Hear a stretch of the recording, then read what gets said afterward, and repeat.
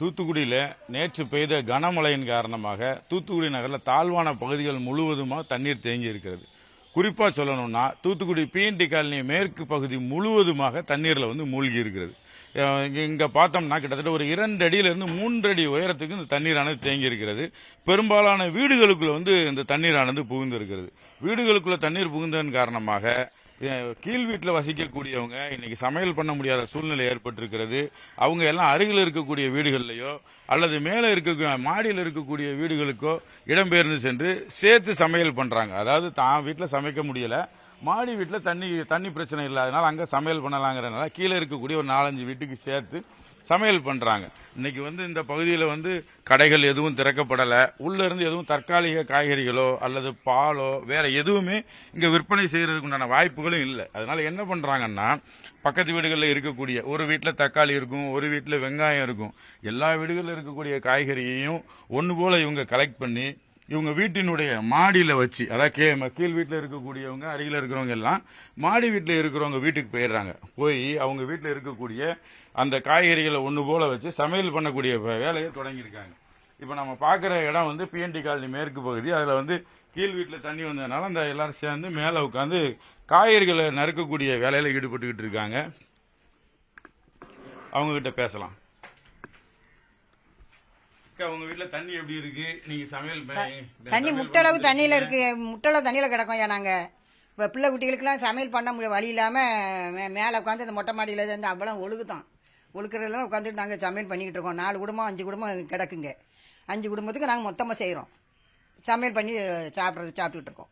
ஒன்றும் கிடைக்க மாட்டேங்குது. இருக்கு இன்னைக்கு வரைக்கும் சமாளிச்சிடலாம். இன்னும் 2 நாளைக்கு ஒன்றும் கிடைக்காது.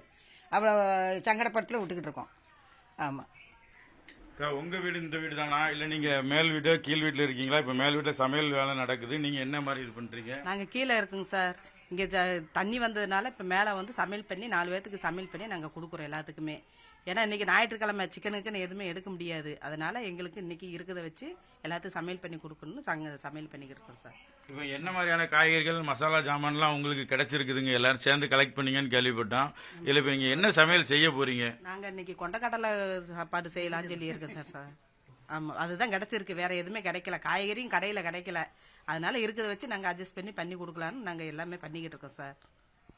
அதாவது தூத்துக்குடியிலனாலே சண்டே அப்படின்னு சொன்னாலே அசைவ உணவு தான். குறிப்பா சிக்கன் மட்டன்ங்கிறது ஒரு பக்கம் இருந்தாலும் மீன் உணவுகள் இந்த பக்கத்தில் பிரத்யேகமாக சண்டே ஞாயிற்றுக்கிழமைனா சனிக்கிழமை இரவு முதலே பிரத்யேகமாக கடைகள்லாம் அமைக்கப்படும். மக்கள் ஞாயிற்றுக்கிழமை அசைவ உணவு சமைச்சு சாப்பிட்றது வழக்கம். இன்னைக்கு மழையின் காரணமாக சாதாரண உணவுக்கே இன்னைக்கு கிடைக்கக்கூடிய வாய்ப்பு இல்லைங்கிற நிலைமை ஏற்பட்டிருக்கிறதுனால எல்லா வீடுகளில் இருக்கக்கூடிய காய்கறிகளை வச்சு சமைக்கிறதுக்கு உண்டான வேலை நடக்கிறாங்க. இவங்களுடைய கீழ் வீடு தண்ணியில மூழ்கி இருக்குது. அதன் காரணமா அங்க சமையல் பண்ண முடியல. கேஸ் அடுப்பு தண்ணியில முங்கிருது. என்ன பண்றாங்கன்னா, அருகில் இருக்கக்கூடிய கேஸ் அடுப்பு வீட்டில் இருக்கக்கூடிய சிலிண்டரையும் கேஸையும் வாங்கிட்டு தான் வீட்டு மொட்டை மாடியில் வச்சு சமைக்கக்கூடிய வேலையில ஈடுபட்டுக்கிட்டு இருக்காங்க. இது கிட்டத்தட்ட 2 அடுப்புகளை பக்கத்து வீட்டுல இருந்து வாங்கிட்டு வச்சிருக்காங்க. இதன் மூலமா இந்த பகுதியில் இருக்கக்கூடிய ஒரு 6 வீட்டுக்கு இவங்க சமையல் பண்ண போறாங்க. சார், நீங்க அண்ணே வாங்க, உங்க வீடு எங்க இருக்கு? நீங்க இந்த சிலிண்டர்லாம் எங்க இருந்து கொண்டு வந்தீங்க? என்ன எப்படி சமைக்க போறீங்க? நாங்க கீழ் வீட்டில் தான் இருக்கோங்க சார். நாங்கள் கீழ் வீட்டில் தான் இருக்கிறோம். மொத்தமாக கீழே வரைக்கும் தண்ணி வந்ததுனால அங்கேருந்து எல்லாத்தையும் இங்கே ஷிஃப்ட் பண்ணி கொண்டு வந்திருக்கோம். மேலேயுமே ஒழுகுதுனால மொட்டை மாடி கொண்டு வந்துட்டாங்க. இப்போ 6 வீட்டுக்கு சமைக்கிறதுக்கு தேவையான பாத்திரங்கள்லாம் நம்ம கிட்ட இருக்கா, இல்லை நம்ம வீட்டில் இருக்கிற பாத்திரத்துலேயே சமைச்சு? நம்ம வீட்டில் உள்ள பாத்திரத்தை எல்லாத்தையும் எடுத்து நாங்கள் சமைச்சிக்கிட்டு இருக்கிறோம். இருக்கிறவங்களுக்கு எல்லாத்தையும் கொடுத்துருவோம் அப்படிங்கிற மாதிரி நாங்கள் இருக்கிறோம் இப்போதைக்கு. எவ்வளோ அளவு சமைப்பீங்க நீங்க? சமைக்கிற கீழ் வீட்டில் இருக்கேன்னா கிட்டத்தட்ட இந்த தெருவிலே பார்த்தா 10 வீட்டுக்கு மேலே சமையல் பண்ணல. நீங்க சமைக்கிற எத்தனை வீட்டுக்காரங்க? ஒரு 20 பேருக்கு நாங்கள் சமைக்கிற மாதிரி ஏற்பாடு பண்ணியிருக்கோங்க சார். தேவையான பொருட்கள் எல்லாம் இருக்கா? இல்லை, ஒவ்வொரு வீட்டில் உள்ள பொருள்லாம் எடுத்துருக்கோம். கடைகள் இன்னைக்கு எதுவுமே கிடையாதுனால ஒவ்வொரு வீட்டில் உள்ள பொருள் கொஞ்சம் கொஞ்சமாக நாங்கள் வாங்கி எடுத்துருக்கோங்க.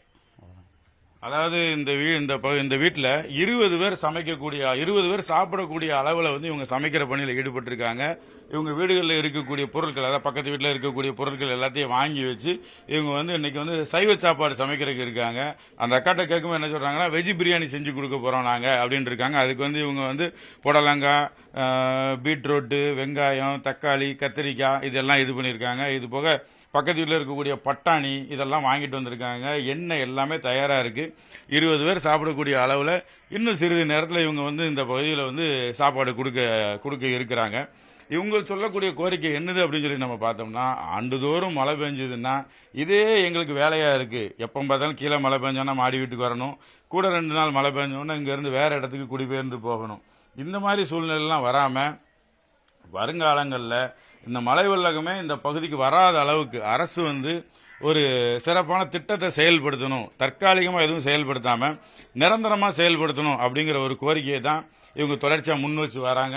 இவங்களுடைய கோரிக்கை ஆண்டுதோறும் இவங்க இந்த கோரிக்கையை வச்சு வராங்க. இந்த ஆண்டாவது இவங்களுடைய கோரிக்கை அரசு ஏற்குமா அல்லது வழக்கம் போல் இந்த கிடப்பில் போடுமா அப்படிங்கிறத நாம பொறுத்திருந்து பார்க்கலாம்.